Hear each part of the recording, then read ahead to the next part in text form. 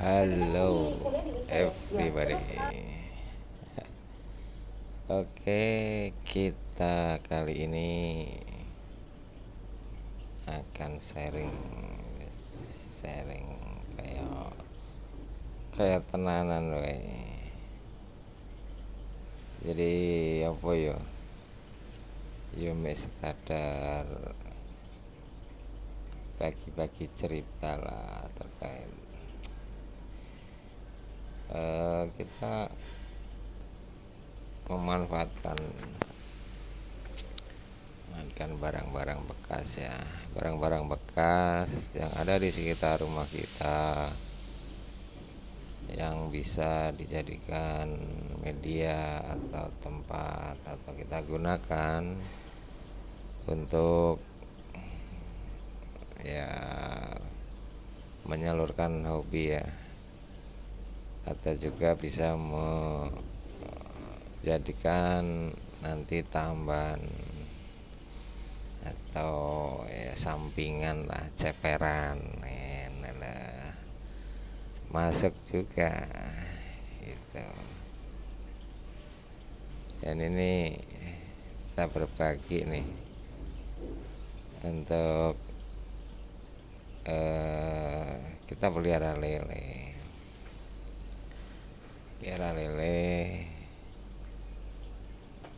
sekaligus hobi ya, buat apa kalau itu kelangenan juga bisa buat nanti mungkin kita jual gitu. Nah ini kita dari gentong aja, ada drum plastik bekas, ada mesin cuci bekas yang kita bisa manfaatkan. Nah kali ini dari beberapa tadi ya metode yang kita pakai itu, kita dari ukuran yang terkecil tadi, yang ini dengan gentong ya, itu bisa kita tanam tuh yang ukuran kecil. Nah yang kedua ini dengan mesin cuci bekas ya, bisa kapasitas bisa 300-400 itu bisa. Kalau yang gentong tadi sekitar ada ya 100 liter lebih itu kapasitas airnya ya, kalau kita pakai separuhnya atau 3/4-nya itu muat itu 600-800 atau mungkin 1000 untuk ukuran yang kecil, antara 2-3 atau 3-4 lah. Nah nanti yang udah agak gede kita pindah lagi, yang ukuran 56 atau mungkin 78 lelenya ke sebelahnya ini gitu. Jadi tahapannya dari kecil, sedang, remaja itu sampai yang nanti siap jual atau konsumsi. Jadi dengan bahan-bahan yang murah, seadanya itu kita pun juga bisa untuk menghasilkan sesuatu ya. Di lain juga nilai jual bisa juga. Nah ini gentong drum ya, saya potong di tengahnya. Ini untuk ukuran yang udah sedang ya, sudah lumayan siap konsumsi. Cuma masih belum lah, masih antara ukuran 12 masih belum. Yang masuk itu ukuran 8 lah, sekilo 8, sekilo 9 itu jual siap. Biasanya kalau catering tuh ya ukuran 10, jadi 10 biji dalam 1 kilo. Nah jadi yang tadi dari mesin cuci, kalau udah gede sekitar 10 ya, panjang 10 cm, bisa kita pindahkan di sini nih. Jadi kalau ukuran kulkas Bekasi ini juga tebar padat pun bisa, untuk sekitar 400 itu berani. Jadi kita irit tempat, selain irit tempat juga nggak modal dengkul bos. Tapi asik buat kegiatan ya. Jadi kalau pagi refreshing gitu, sore juga. Kebetulan ini di atas dulu bekas kita nanam-nanam, jadi masih sisanya itu masih ada lah pohon tin atau yang lain-lain. Dulu ada kayak macam-macam herbal ya, tanaman herbal. Oke, nanti di sekitarnya kita tanam ulang untuk nanti biar cemilannya. Jadi ada lele itu biar ada cemilannya. Nah itu tadi apa ya namanya itu, apa ya, yang buat nasi itu loh, saringan apa bos lali aku. Nah itu jadi kalau kita pelihara lele, kita juga pakai pakan alternatif ya. Alternatifnya maggot ya. Banyak aku yang udah buat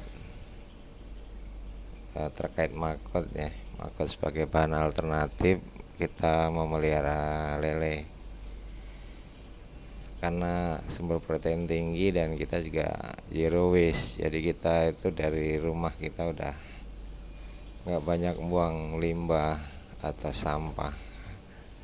Jadi benar-benar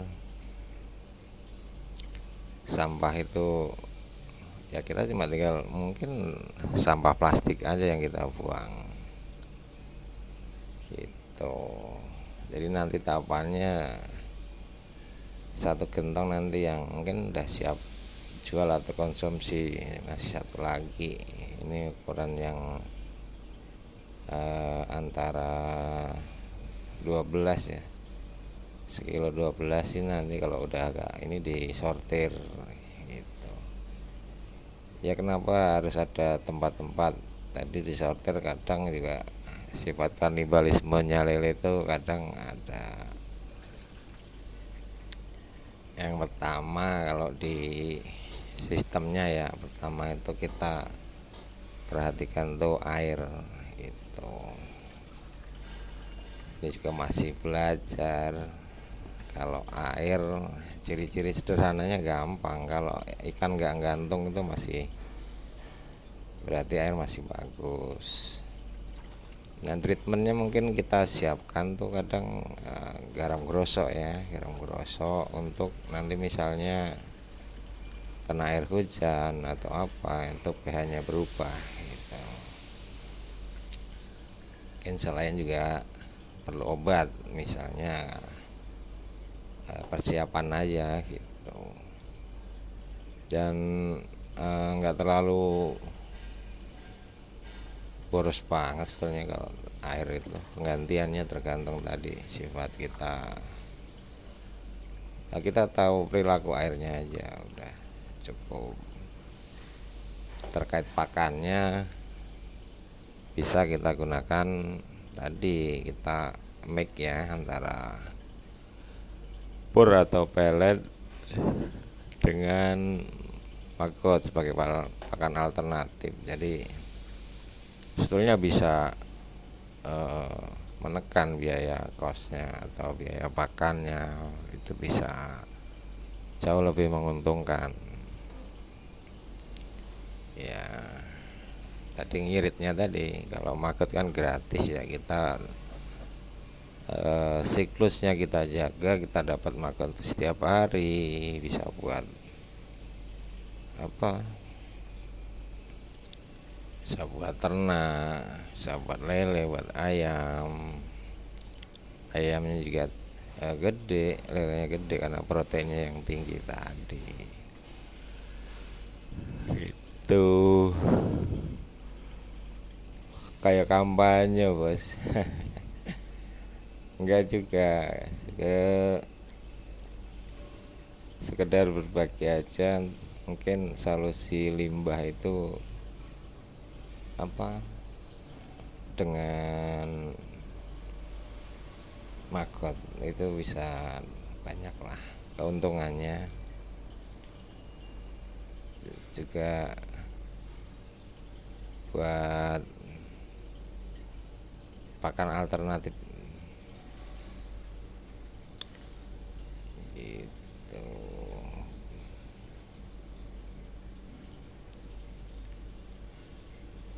Jadi untuk skala rumah tangga, kita manfaatkan lahan kosong yang ada di tempat kita, bisa dengan bahan-bahan bekas yang masih banyak kita manfaatkan. Semuanya itu ya kita nggak modal wes. Nah ini seperti contohnya kita ember aja untuk media tempat magotnya ya, itu udah aman gitu. Nih dari baby maggot kita taruh, udah kita limbah kita taruh di sini aja, misalnya limbah dapur atau sisa makanan, nanti udah dimakan tuh semuanya. Jadi maggot itu mesin pemusnah limbah, dan ini saking tingginya itu, kalau menurut yang di apa itu ya, pernah baca itu, kalau di Jepang itu dijadiin ini bahan kosmetik itu. Ada juga yang dijadiin sereal gitu, pernah baca di internet apa. Jadi kalau limbah kita banyak ya kita perbanyak itunya aja sih maksudnya, jadi penguraiannya cepat. Jadi kalau teorinya bikin kompos seminggu, 2 minggu, 3 minggu atau lebih, ini semalam udah ludes masih habis. Oh no, jadi jos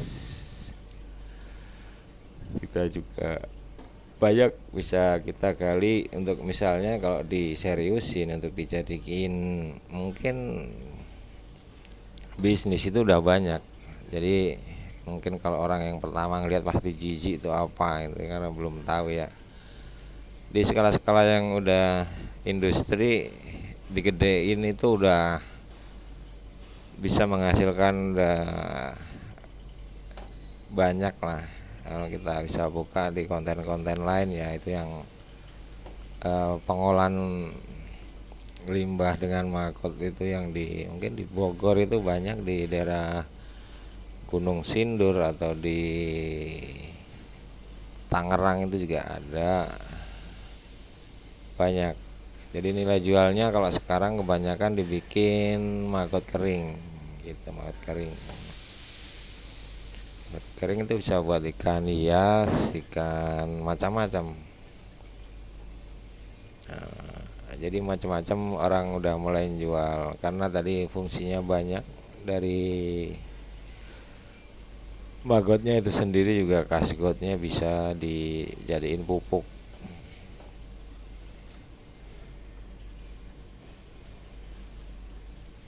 Jadi kalau simpel, kalau di rumah ya gini aja, kita saring, kita ambil, udah kita kasih ke ternak, selesai. Pengganti tadi ya, kita selingan daripada pakan ternak, jadi tetap ternaknya tumbuh dengan bagus. Yang kebetulan ini nguliknya, ini saya melihara ini udah berapa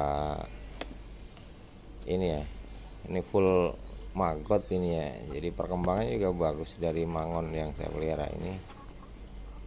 Ini kalau dia nggak kasih maggot ini nggak mau makan, dikasih pur juga nggak terlalu lahap. Tapi saya lihat perkembangannya bagus banget dalam hampir berapa nih, hampir sebulan 2 bulan udah gede, udah sehat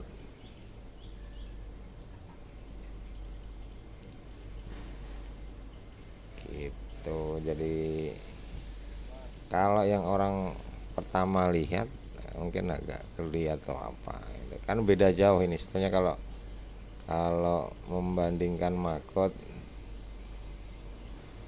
eh, dari siklusnya itu udah beda dengan mungkin yang dari lalat-lalat lain ya. Kalau ini kan dari BSF seperti ini, mungkin contohnya untuk kita aplikasi di lele, kita tumpangin aja tuh seharian dah turun habis banyak. Dan siklus cara meliharnya pun enggak sederhana ya. Kalau kita mau buat cadangan pakan alternatif, nah sebelah yang biru itu, yang belakangnya tadi, sampingnya itu ada waring ya.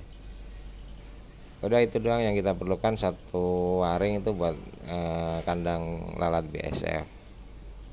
Kandang lalat BSF yang fungsinya untuk dia bertelur ya. Jadi waring untuk tempat dia bertelur, nanti setelah ya udah, oke, kita ambil terus kita tetaskan gitu. Oke Mas, matur suwun sharing kali ini ya tentang tadi sepotong sekilas alternatif untuk kita buat sampingan, juga menghibur diri dari hobi dengan modal seadanya, dengan tempat yang seadanya di sekitar kita gitu. Matur suwun, cus.